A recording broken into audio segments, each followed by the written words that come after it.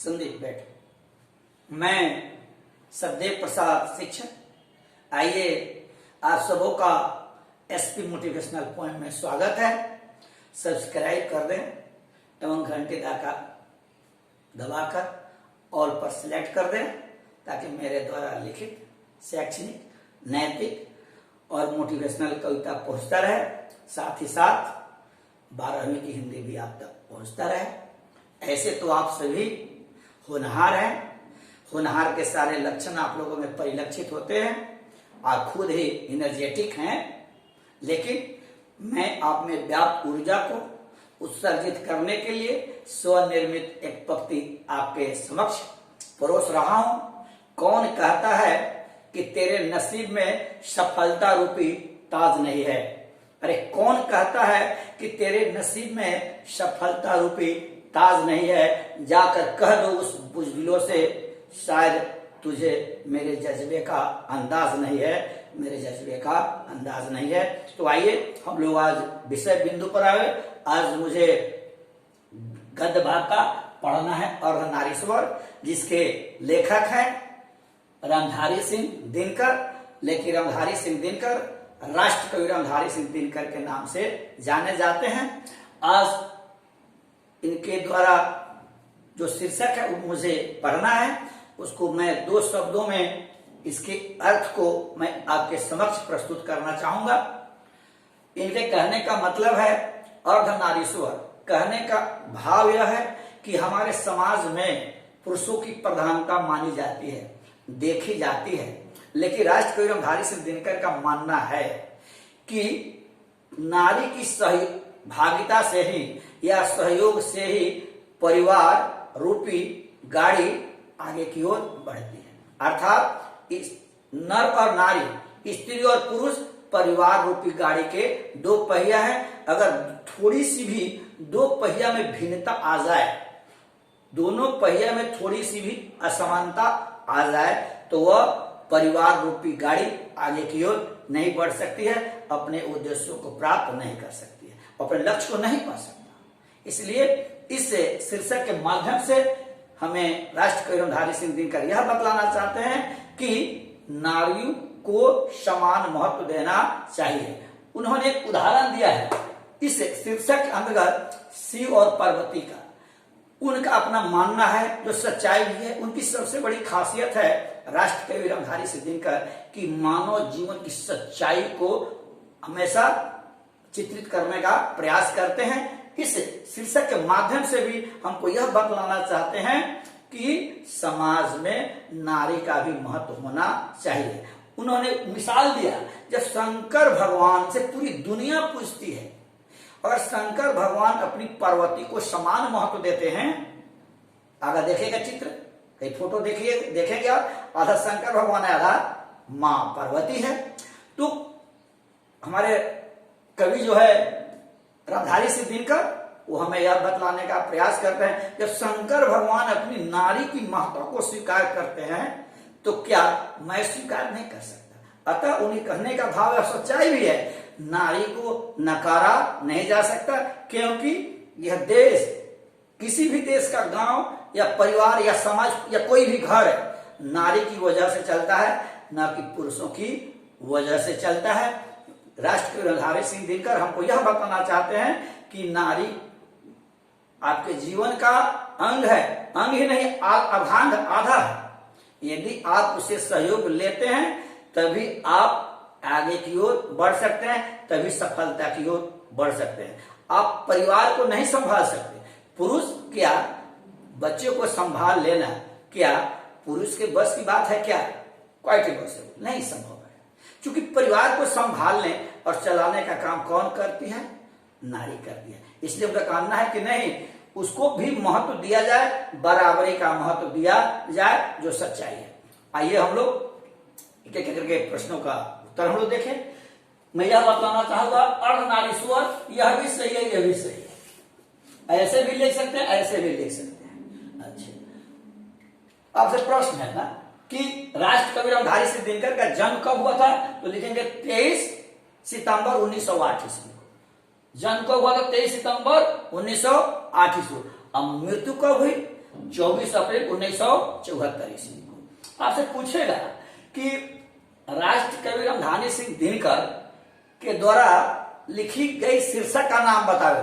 तो 4-5 शीर्षक का नाम रहेगा, लेकिन आपके मनुष्य पटल में यह बात होनी चाहिए कि जब 12 का प्रश्न पूछेगा 12वीं क्लास का, तो जब भी रामधारी सिंह दिनकर की बातें होगी तो लिख समझ लेना होगा कि रामधारी सिंह दिनकर की शीर्षक यह कौन है, अर्धनारीश्वर।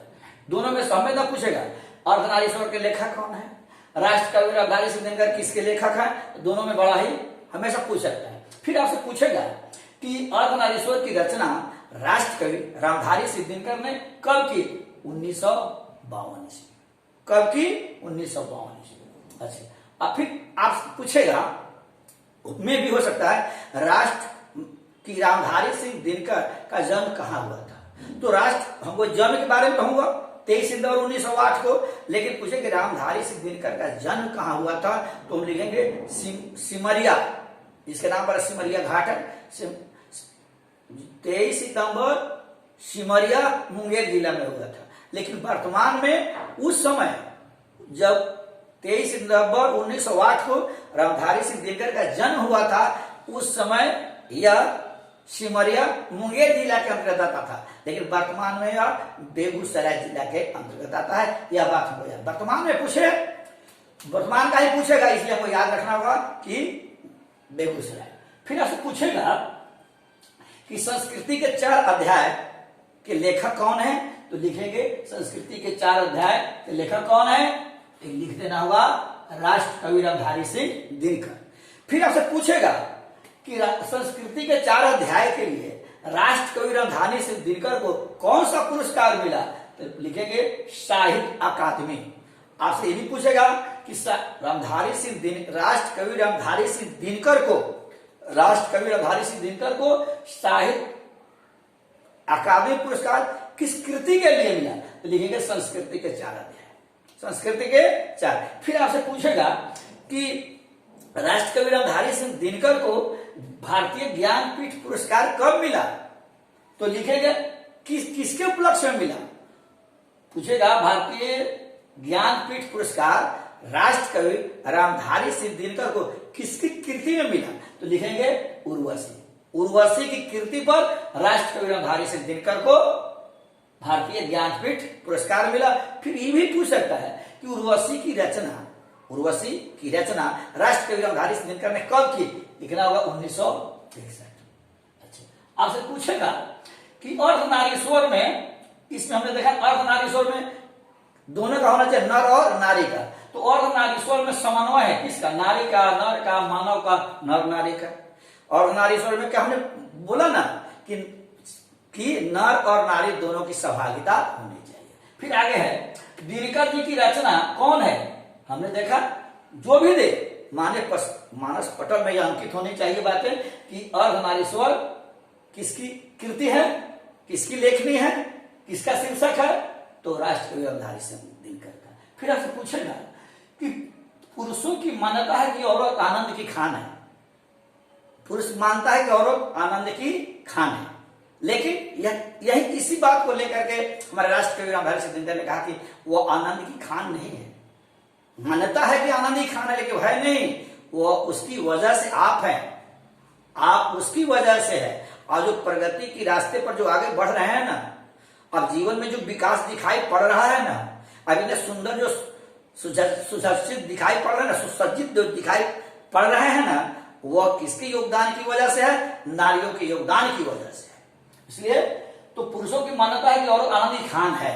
पूछेगा कि पुरुषों की मान्यता क्या है, औरत आनंद की खान, लेकिन यह गलत है। उत्तर सही है, लेकिन पुरुषों की जो मान्यता है कि औरत आनंद की खान है, वो आनंद की खान नहीं है, बल्कि आपकी वह सहयोगिनी है, वो आपकी अर्धांगिनी है, आप उसकी वजह से है। ठीक है, आगे पूछेगा राष्ट्र को छिपा हुआ दिनकर जी किस युग का कवि है, तो पृथ्वी का भाग बहुत देगा, भारतेंदु, निराला, पंत, बहुत कुछ दे सकता है, लेकिन लिखेंगे छाया वादोत्तर युग के, छाया वादोत्तर युग के।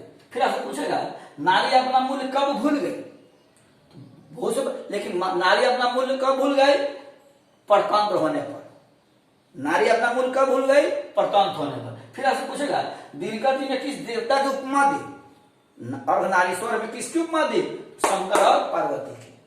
शंकर और पार्वती की उपमा दी। फिर आपसे पूछेगा राष्ट्रकवि रामधारी सिंह दिनकर की पहली कविता कब प्रकाशित हुई? देखिए 1925। राष्ट्रकवि रामधारी सिंह दिनकर की पहली कविता कब प्रकाशित हुई? 1925। अगर आपसे पूछेगा कि राष्ट्रकवि रामधारी सिंह दिनकर की पहली कविता किस पत्रिका में निकली, तो किस पत्रिका की बात आवे तो हम लिखेंगे छात्र सहोदर। क्या लिखेंगे? छात्र। फिर आपसे ये भी पूछ सकता है कि राष्ट्रकवि रामधारी सिंह दिनकर ने अर्धनारीश्वर की रचना कब की? तो 1952 में। क्या लिखेंगे? 1952 में। तो थोड़ा सा कुछ और प्रश्न है। फिर आपसे पूछेगा कि स्त्रियोचित अर्थात स्त्रियों का उचित गुण क्या है? स्त्री में हम लोग कौन सा? हम लोग तो माँ है, जिस माँ के हम लोग बच्चे हैं, और के गुण को तो हम नहीं जानते, कम से अपनी माँ के गुण को तो हम जानते हैं। माँ के गुण को तो हम जानते हैं। तो माँ में क्या हम लोग पाते हैं? सदा ही शिष्टता, शीलता, शालीनता, विनम्रता, प्रेम, दया, सहयोग, सहिष्णुता, सभी गुण पाए जाते हैं उसमें। तब पूछेगा स्त्रियों का उचित गुण क्या है? स्त्रियों का गुण क्या है? उस 2-3 में प्रेम, दया, सहयोग, सहिष्णुता लिख देंगे, लेकिन भीरुता जरूर लिखेंगे। क्या लिखेंगे? भीरुता। भीरुता का मतलब है कि डरपोक। औरत हमेशा काम करती है, लेकिन हमेशा यही सोचती है कि कहीं हमसे भूल ना हो जाए। यही मानव की सबसे बड़ी पहचान है, यही महानता की पहचान है। हर इंसान को यह सब जीवन में समझना चाहिए, काश हमसे भूल ना हो जाए। यह गुण पुरुषों में नहीं होता, यह गुण जब भी होता है औरतों में होती है।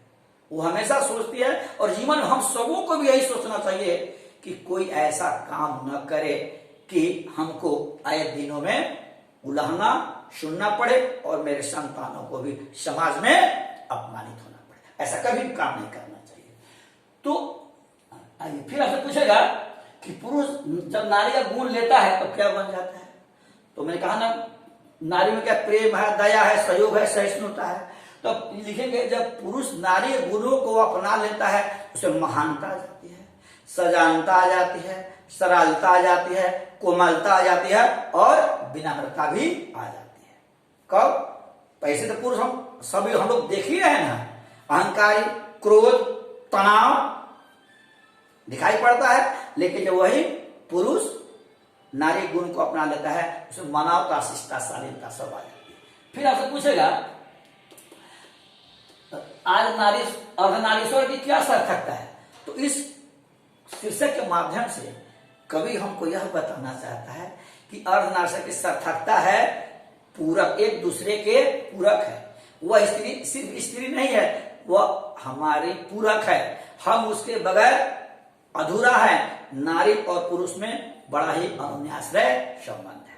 इसके मतलब आज अगर क्या सार्थकता है, लिख देंगे एक दूसरे के पूरक है, एक दूसरे के सहयोगी है, एक दूसरे के में क्या है? अनुन्याश्रय संबंध है। फिर आपसे पूछेगा नारी की प्रधानता, पराधीनता माने गुलामी